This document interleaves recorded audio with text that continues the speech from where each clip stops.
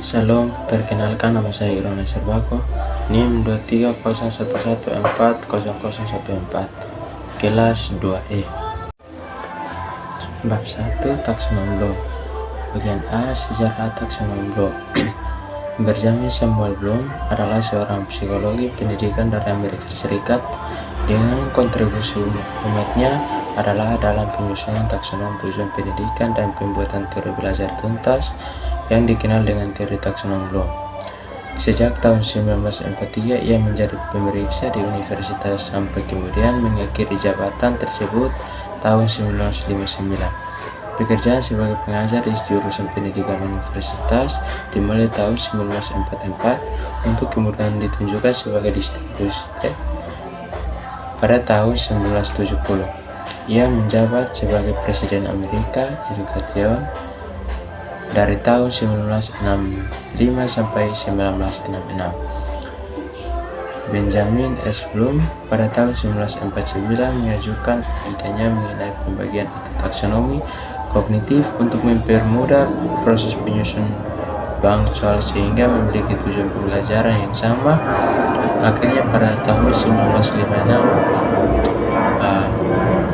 Bloom berhasil mengenalkan kerangka konsep kemampuan berpikir yang dinamakan taksonomi Bloom. Jadi taksonomi Bloom adalah struktur hierarki yang mengidentifikasikan skills melalui dari tingkat yang rendah hingga yang tinggi.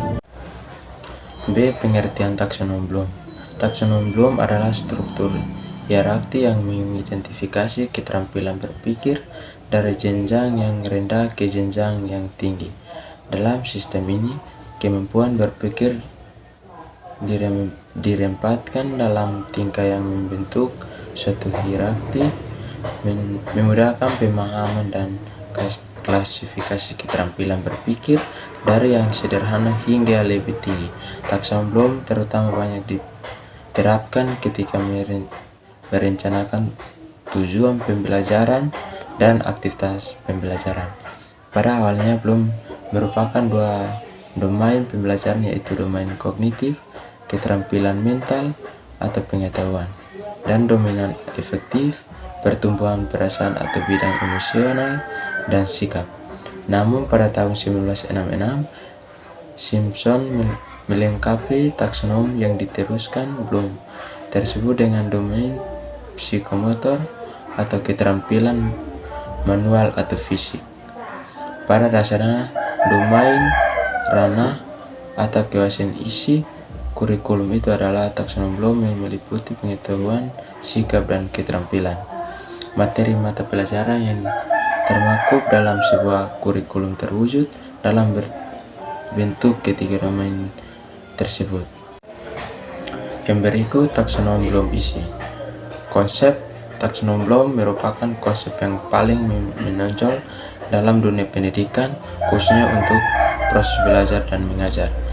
Yang kedua, domain kognitif meliputi memproses informasi, pengetahuan, dan keterampilan mental, ingatan, berpikir, dan proses-proses penalaran.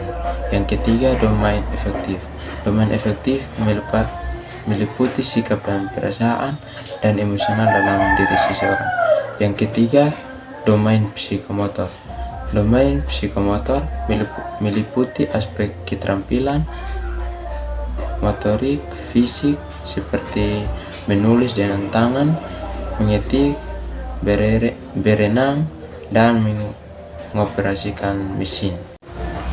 Baik, di sini ada beberapa kognitif. Yang pertama, pengetahuan.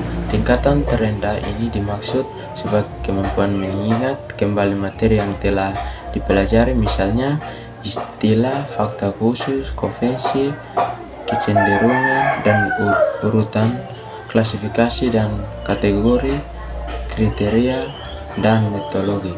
Yang kedua, pemahaman. Pemahaman diartikan sebagai kemampuan memahami materi tertentu dalam bentuk translasi, interpretasi, dan ekstrapolasi. Yang ketiga, aplikasi. Aplikasi dimaksud sebagai kemampuan untuk menerapkan informasi dalam situasi nyata atau kemampuan menggunakan konsep dalam praktik atau situasi yang baru. Yang ketiga, analisis. Analisis merupakan kemampuan menguraikan suatu materi menjadi bagian-bagiannya. Kemampuan menganalisis dapat berupa analisis elemen, analisis hubungan, dan analisis pengorganisasian prinsip. Yang ketiga, evaluasi. Kemampuan melakukan evaluasi diartikan sebagai kemampuan menilai manfaat suatu benda atau hal untuk tujuan tertentu berdasarkan kriteria yang jelas. Paling tidak ada 2 bentuk tingkah atau level. Yang ketiga, kreasi. Kreasi dimaknai sebagai kemampuan untuk memproduksi berupa memproduksi komunikasi yang unik, merancang atau kegiatan yang utuh, menghasilkan seperangkat hubungan abstrak.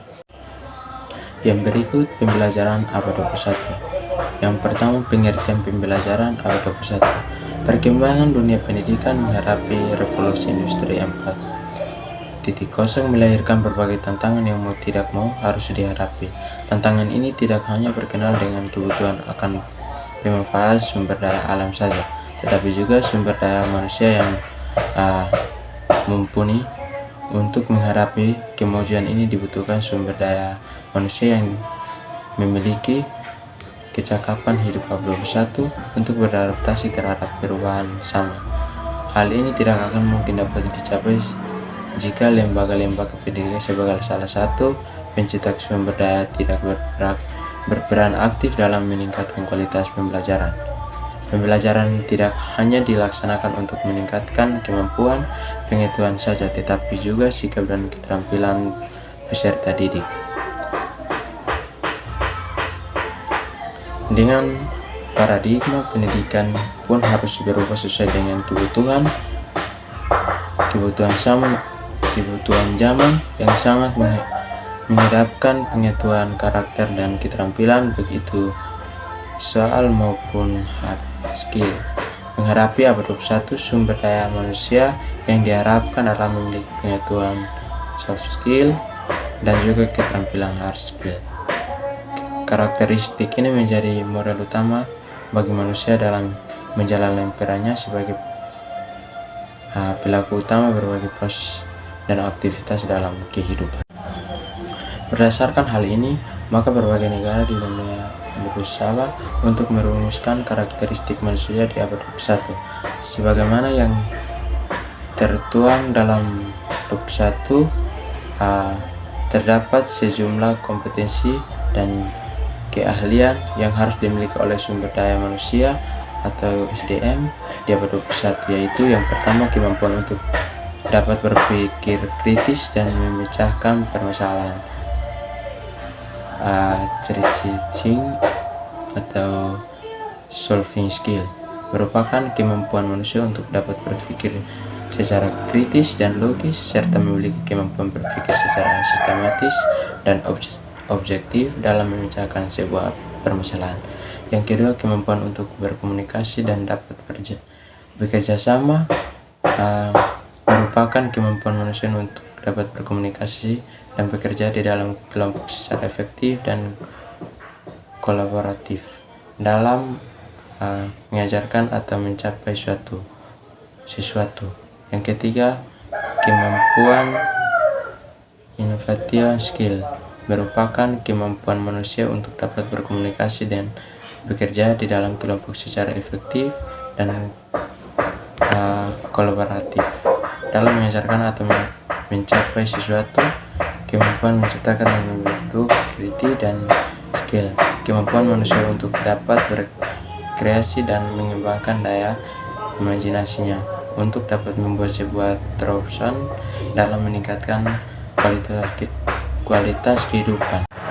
Yang keempat, informasi dan komunikasi atau informatios and komunikatios, teknologi literasi. Kemampuan informan untuk dapat mendayagunakan teknologi informasi dan komunikasi dalam peningkat kinerja dan kualitas kehidupan bermasyarakat. Yang kelima, kemampuan belajar kontekstual, mampu menjalani aktivitas pembelajaran mandiri yang kontekstual sebagai bagian dari pengembangan pribadi atau dengan kata lain, belajar sesuai dengan kondisi nyata, pemanfaatan dari ilmu yang dipelajari. Yang keenam, kemampuan informasi dan literasi media atau information, kemampuan untuk memahami dan menggunakan berbagai media komunikasi untuk menyampaikan beragam gagasan dan melaksanakan aktivitas kolaborasi serta interaksi dengan beragam pihak. Dengan demikian, kebutuhan akan sumber daya manusia yang memiliki karakter abad 21 sangat diperlukan demi kemajuan dan peningkatan kualitas kehidupan. Yang kedua, karakteristik pembelajaran abad 21. Kegiatan pembelajaran segogian memberikan fondasi kepada peserta didik untuk menjadi pembelajaran seumur hidup. Tidak hanya menjadi pembelajaran ketika berarti di suatu pendidikan saja, tetapi lebih jauh bagi dapat tetap memiliki semangat untuk belajar di mana saja untuk memperoleh pengetahuan walaupun dan kegiatan sehari-hari. Untuk mencapai hal tersebut, kurikulum 2013 memberikan ruang untuk pengetahuan pendidikan karakter di sekolah, di mana kegiatan ini harus dapat menimbulkan karakter peserta didik untuk dapat berpikir kritis, kreatif, mampu berkomunikasi, dan berkolaborasi yang mampu bersaing di abad 21. Dengan demikian, kegiatan pembelajaran yang dilakukan oleh guru haruslah memberikan ruang bagi peserta didik untuk menumbuh kembangkan karakter abad 21. Karakteristik pembelajaran 21 bermula dari kecakapan belajar yang haruslah dimiliki oleh peserta didik yang disebut 4C, yaitu critical thinking, berpikir kritis, mampu untuk berkomunikasi dan kolaboratif, mampu bekerja di dalam kelompok, sejalan dengan hal ini, Abidin dan Wijaya Sujima dan Nyoto 2016 menyatakan bahwa karakteristik pembelajaran abad 21, pembelajaran mengandung dua karakteristik utama, yaitu di dalam kelompok Kemendikbud 2017. Sejalan dengan hal ini, Abidin dalam wilayah Sujiman dan Nyoto 2016 menyatakan bahwa karakteristik pembelajaran abad 21, pembelajaran mengandung dua karakteristik utama, yaitu yang pertama, proses pembelajaran melibatkan proses mental peserta didik secara maksimal yang menghendaki aktivitas peserta didik untuk berpikir. Yang kedua, pembelajaran diarahkan untuk memperbaiki dan meningkatkan kemampuan berpikir peserta didik, yang ada gilirannya kegiatan berpikir itu dapat membantu peserta didik untuk memperoleh pengetahuan yang mereka kontribusi sendiri. Pembelajaran yang ada bukan hanya dilakukan sebagai ritual transfer pengetahuan saja, tetapi juga harus membuat peserta didik berpikir secara aktif dan kritis. Hal ini dilakukan agar peserta didik dapat membangun sebuah pemahamannya sendiri terhadap sebuah pengetahuan. Dengan demikian, segala potensi yang dimiliki peserta didik dapat secara optimal digunakan dan dikembangkan untuk memperoleh kontribusi orisinil dari pengetahuan. Kurikulum 2013 sebenarnya telah menggambarkan karakteristik pembelajaran abad 21 ini, yaitu yang pertama, fokus pembelajaran dari materi ke proses. Fokus pembelajaran dari materi ke proses atau kegiatan peserta didik dalam memperoleh pengetahuan jauh lebih penting ketimbang pencapaian materi itu sendiri, seberapa jauh proses pembelajaran. Yang kedua, pembelajaran berpusat pada peserta didik. Peserta didik memiliki peranan utama dalam pelaksanaan pembelajaran.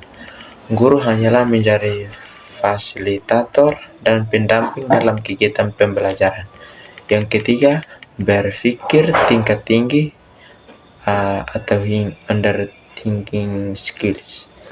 Yang keempat, multi sumber sebuah pengetahuan, artinya guru tidak menjadi satu-satunya sumber pengetahuan. Yang kelima, peserta didik pasif menjadi aktif. Keaktifan di sini memiliki artinya bahwa peserta didik ikut berperan. Yang keenam, belajar dari sebuah kesalahan. Kesalahan dalam sebuah pembelajaran menjadi alat pemerolehan pengetahuan itu sendiri. Yang ketujuh, kelas yang fleksibel dan merangkul kegiatan pembelajaran yang selama ini hanya berkutat di dalam kelas saja dan terpaku pada materi dari buku. Menjadi fleksibel tanpa harus menjadi kelas yang terkesan kaku. Yang kedelapan, learning to know and to do. Dalam pembelajaran abad 21 tidak hanya berfokus pada pengetahuan saja, tetapi juga pada keterampilan dan sikap. Hal ini membutuhkan waktu yang lebih lama dibanding dengan hanya sebatas belajar teori saja. Disarankan dari Musfigon dan Nur Yasya 2015. Dengan demikian, dapatlah diambil kesimpulan bahwa pembelajaran abad 21 memiliki karakter. Yang pertama, pembelajaran berpusat pada peserta didik. Guru hanya bertindak sebagai fasilitator dan pendamping. Yang kedua, kegiatan pembelajaran harus menumbuhkan rasa ingin tahu dan berpikir kritis para peserta didik. Yang ketiga, kontekstual. Materi yang disampaikan dan kegiatan pembelajaran harus berdasarkan kenyataan. Yang keempat, kegiatan dilaksanakan secara kolaboratif agar setiap peserta didik memiliki kesempatan yang sama dalam kegiatan proses pembelajaran. Yang kelima, sumber pengetahuan tidak hanya terpaku pada satu sumber saja pendidikan, tetapi multi sumber sehingga memperkaya pengetahuan dan meningkatkan daya kritis dalam literasi peserta didik. Yang keenam, komunitatif. Kegiatan pembelajaran membuat peserta didik mampu untuk mengkomunikasikan ide dan pandangannya secara kreatif. Yang ketujuh, pemanfaatan teknologi dalam kegiatan pembelajaran. Hal ini membalaskan peserta didik tidak lagi belajar tentang cara menggunakan informasi dan teknologi, tetapi juga bagaimana menggunakan informasi teknologi untuk belajar. Bagian C, metode dan keberhasilan pembelajaran. Kegiatan pembelajaran tidaklah mungkin dapat tercapai jika tidak diarahi melalui penggunaan pendekatan, metode ataupun strategi pembelajaran yang tepat. Kecakapan 4C,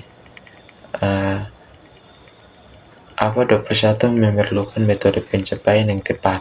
Dalam kurikulum 2013, pendekatan yang dipakai adalah pendekatan saintifik. Hal ini dikarenakan pendekatan ini melatih peserta didik untuk memiliki kecakapan abad 21 di atas. Keberhasilan pembelajaran memang tidak hanya bergantung pada metode pembelajaran saja, tetapi juga faktor yang lainnya seperti alat peraga, media pembelajaran, ketersediaan fasilitas, dan lain-lain.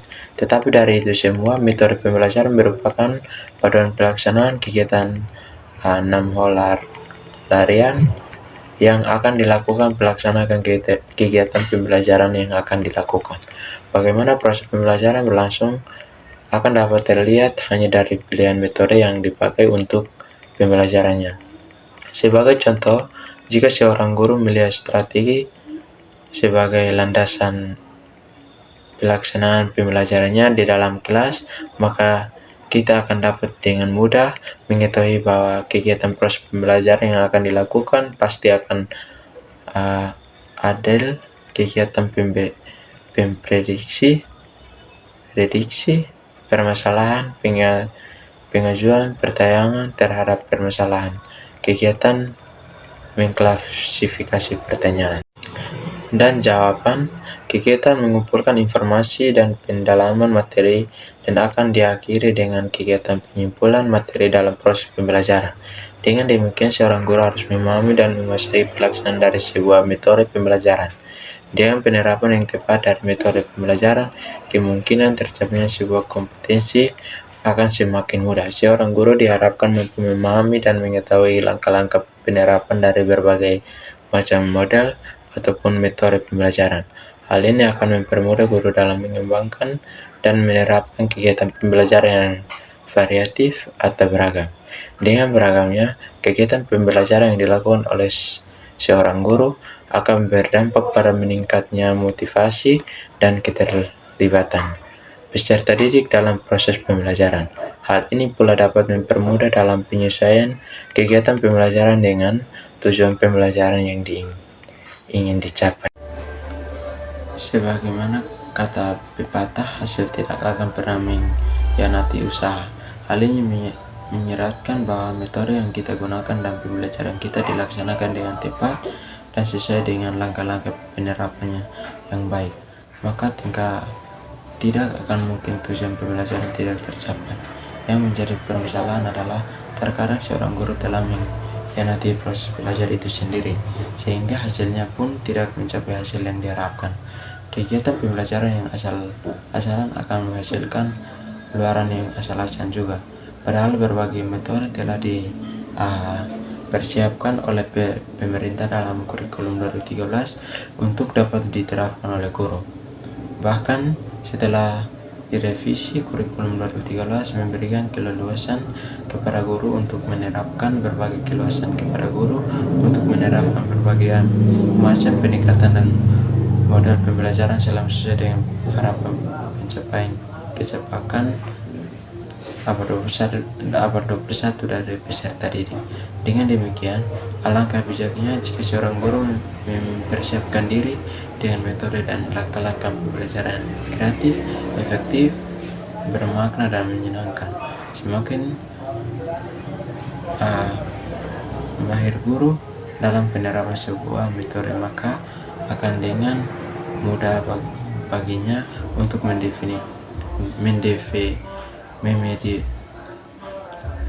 memodifikasi dan mengembangkan kegiatan pembelajaran sesuai dengan materi yang akan diajarkan, apapun mata pelajarannya. Demikian materi saya.